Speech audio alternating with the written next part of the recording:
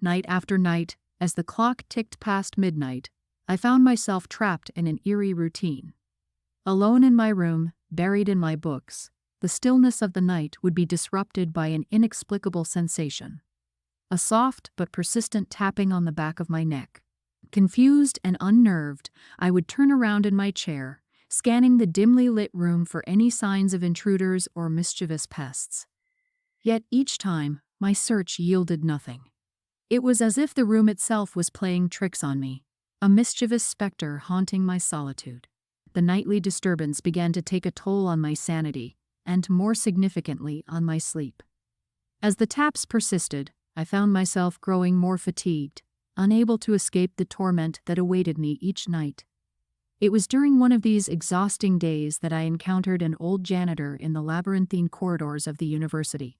His weathered face carried the weight of years spent in quiet observation, and his eyes gleamed with a wisdom that surpassed his humble role as a custodian. One day, as he noticed my weariness, he quipped, "Didn't sleep last night?" It was a simple jest, yet his words struck a chord within me. Desperate for a solution, I poured out my strange predicament to this seemingly ordinary man. To my surprise, the old janitor's eyes widened with recognition, and without explanation, he urged me to abandon my room immediately. Bewildered, I pressed him for details, but he remained tight-lipped, insisting only that leaving the room was imperative. As curiosity mingled with desperation, I followed his advice and relocated to a different room, hoping for a reprieve from the nightly torment. In my new quarters, the tapping ceased, and a newfound sense of tranquility enveloped me. Yet, the mystery lingered like an unanswered question, compelling me to seek answers. Determined, I sought out the janitor once more, pleading for an explanation. Finally, he relented, his eyes clouded with the weight of a long-buried secret. "Years ago," he began, "a tragedy unfolded within the very room I had abandoned. A young girl, burdened by the shadows that life had cast upon her, had chosen that room as the stage for her final act. Sometime after midnight, she had hanged herself from the ceiling." The janitor's voice trembled as he revealed the chilling details, her body swinging ever so slightly, her feet grazing the spot where I had felt the inexplicable taps on my neck. It was a revelation that sent shivers down my spine, connecting the spectral taps to the haunting specter of the girl's tragic end. The janitor spoke of the residual energy that lingered in the room, a silent echo of a soul unwilling to find rest. In my solitude, I had unwittingly become the recipient of her nocturnal plea for acknowledgement. Haunted by the weight of this revelation, I couldn't shake the image of the girl's desperate final moments. The taps on my neck were no longer a mere inconvenience, but a chilling reminder of a life cut short, and the unresolved pain that lingered in the corners of my newfound sanctuary. As the days unfolded, I couldn't escape the nagging question. Was the girl's spirit at peace now that I had vacated the room, or did her restless presence find solace elsewhere? The answers eluded me, lost in the enigmatic realm between the living and the departed, leaving me to grapple with the haunting tale that had unfolded within the walls of my university residence. 4 nights on the coast with my buddies sounded like a perfect escape from everyday life. We crammed into a hostel room, all 11 of us, ready for some adventure. My bunk bed was pushed snug against the wall, leaving no space for anything to sneak down. It felt secure, like my own little haven in the cramped room we all shared. On the very first night, something strange happened. I jolted awake in the middle of the night, disoriented and groggy. My eyes squinted in the darkness as I turned to face the wall. What I saw made my heart race and a scream claw its way up my throat. A woman hanging down from the edge of my bed. Her nightdress was a ghostly white, her long dark hair draped over her face, and she was covered in blood. Fear paralyzed me for a moment. I rubbed my eyes, thinking it must be a nightmare or a trick of the dim light.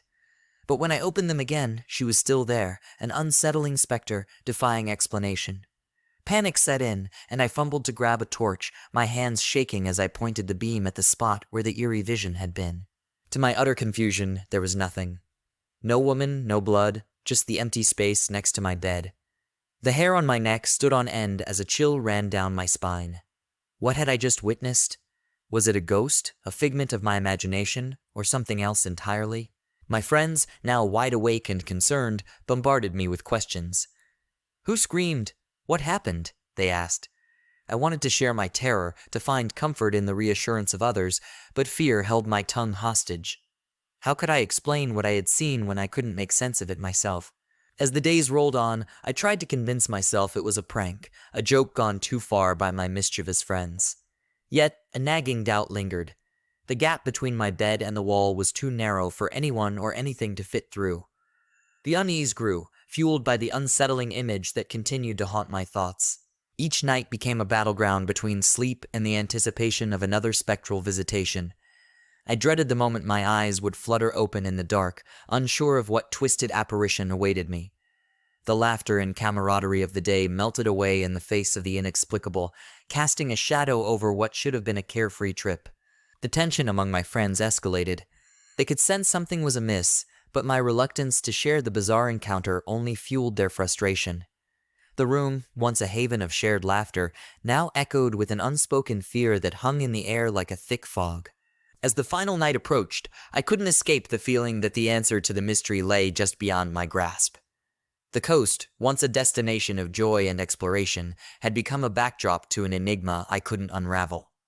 The woman in the white nightdress lingered in my memory, an unresolved specter that would forever haunt the corners of that hostel room by the sea.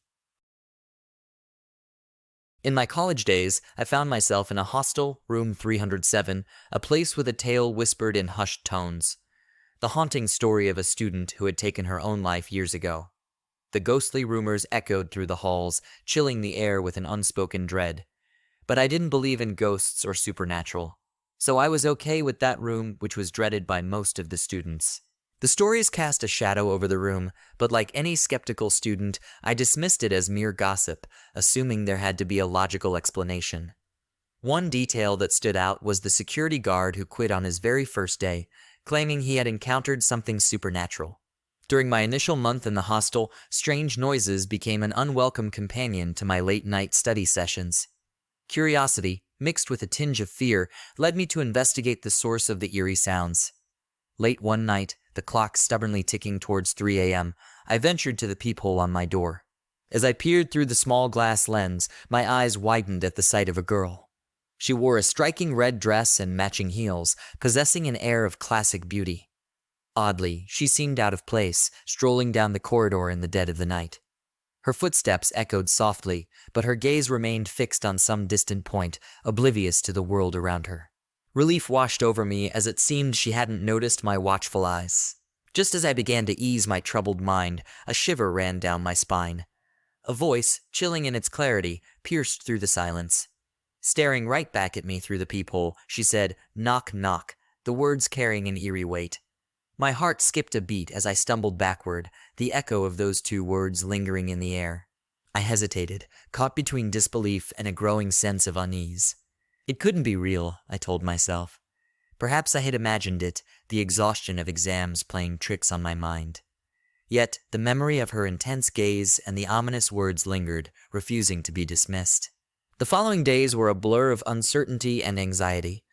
The ghostly encounter haunted my thoughts, overshadowing my attempts to focus on lectures and assignments. I shared the bizarre tale with my fellow hostel mates, hoping they would brush it off as a product of stress or imagination. To my surprise, they exchanged knowing glances, acknowledging the ghostly legend that lingered within room 307. Each had their own story, a peculiar encounter or an unexplainable event that added weight to the whispers of the hostel's haunted history. The collective unease among us was palpable, a silent acknowledgement that we weren't alone in our apprehensions. As the days turned into weeks, I couldn't shake the feeling of being watched.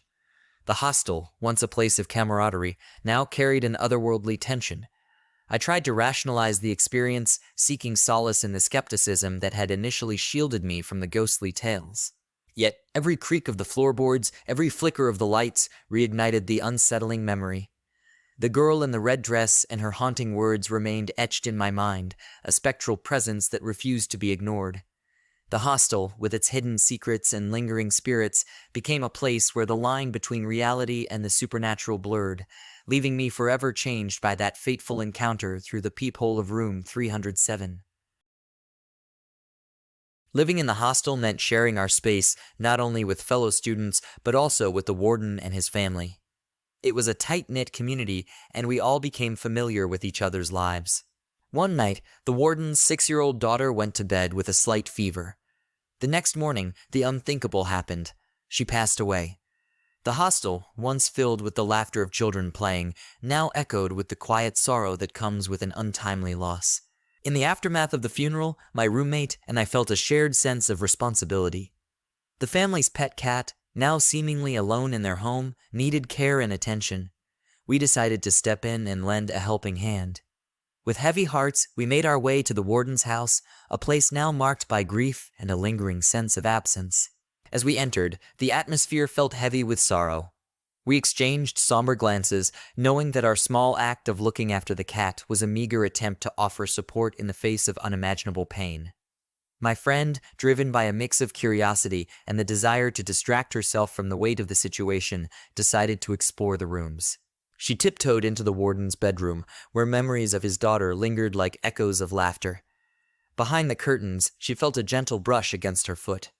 Assuming it was the cat, she called out the pet's name, hoping to catch a glimpse of the furry companion. But a sudden and sharp sensation, like a slap, jolted through her foot. Startled, she looked around, expecting to find the cat or some mischievous creature. To her bewilderment, there was nothing there. The room stood silent, except for the haunting echo of the recent tragedy. Undeterred, we spent the next half hour searching every nook and cranny, determined to find the elusive feline. But our efforts proved fruitless. The cat remained elusive, and the room, once a sanctuary of familial warmth, felt oddly vacant. We decided to concede, locking the room behind us as we left. When we gathered the courage to share our experience with the warden, his reaction was beyond anything we anticipated. As we recounted the events, the warden's face drained of color, and his knees buckled beneath the weight of his grief. Tears streamed down his face, mirroring the raw pain that had become a constant companion. In a choked voice, he revealed it. His daughter, the one who had left the world too soon, used to play hide and seek with him behind those very curtains. Her favorite hiding spot was a secret she guarded with joy. When he was close to finding her, she would grab his ankles, playfully slap and pinch them. The same sensation my friend felt that night. One late night when I was living in my hostel, me and my friend planned to go out partying. Just before leaving the hostel building, I stepped into the loo, with my friend dutifully waiting outside the door. As I closed the door behind me, plunging the small space into temporary darkness, I felt a momentary discomfort. The dim light overhead flickered and then abruptly went out, leaving me engulfed in pitch darkness. My initial reaction was to call out to my friend, who stood patiently outside. "I'll wait for you here at the entrance," she reassured me as the light vanished. Her voice, a comforting anchor in the dark, offered a sense of familiarity in the disorienting blackness. I took a deep breath, my senses adjusting to the absence of light, as I began to figure my way out of the loo. As I groped through the darkness, attempting to navigate the small space, I suddenly collided with something. Instinctively, I reached out and grasped an arm. "Hello? Who is this? I can't see you," I inquired, my words echoing in the darkness. There was no response. Undeterred, I attempted to strike up a casual conversation, attempting to lighten the eerie atmosphere. "You'll also bunk class tomorrow?" I joked, hoping for a response that would dispel the growing unease. Yet, my voice echoed back at me, the only sound in the stifling silence. Frustrated by the lack of acknowledgement, I listened intently, hoping to find out who it was. The only sound that reached my ears was the rhythmic breathing of the unseen companion. I was sure someone was there, but why the silence in response to my inquiries? Determined to break the silence, I shook the arm I held, expecting a verbal response or at least a reassuring touch. To my horror, the arm moved, but not in the way I anticipated. It trembled beneath my touch, lacking the solid resistance of a living being. A cold chill ran down my spine as I realized that I was holding onto an arm that seemed disconnected from any accompanying body. Panic set in, and I recoiled from the spectral limb, my mind struggling to process the surreal encounter. I could feel my heart racing as I stumbled backward, still shrouded in darkness, and let out a howl of disbelief. What had just transpired in that dimly lit loo defied all reason, leaving me on the brink of terror. I sprinted my way out, the urgency of escape fueled by an instinctive fear that lingered like a shadow. As I burst through the door, my friend, waiting faithfully at the entrance, looked at me with concern. "What happened in there?" she asked, her eyes reflecting the confusion etched across my face. I frantically recounted the bizarre incident, the encounter with the disembodied arm that seemed to defy the laws of reality. My friend listened, her expression morphing from concern to disbelief. "But I've been standing here the whole time," she asserted, her words casting a stark contrast to the inexplicable event I had just experienced. As we exchanged bewildered glances, the lights flickered back on, illuminating the loo that had moments ago been a canvas of darkness. Still shaken, my friend and I cautiously re-entered the space, half expecting to find the mysterious figure waiting within. However, to our dismay, there was no one there. No arm, no presence, just the sterile silence of an empty bathroom. The encounter left me with lingering questions, a perplexing puzzle with no apparent solution. Had I stumbled upon a spectral inhabitant, a ghostly remnant of the hostel's past? Or was it a trick played by the shadows, a play of the mind in the absence of light? Days turned into nights, and the incident haunted my thoughts, lingering like a ghostly specter in the recesses of my memory. The hostel, once a haven of routine, had become a place where the ordinary could seamlessly merge with the extraordinary, blurring the lines between reality and the inexplicable. As I navigated the familiar corridors, I couldn't shake the feeling that unseen forces lingered in the shadows, waiting to reveal their secrets in the most unexpected moments.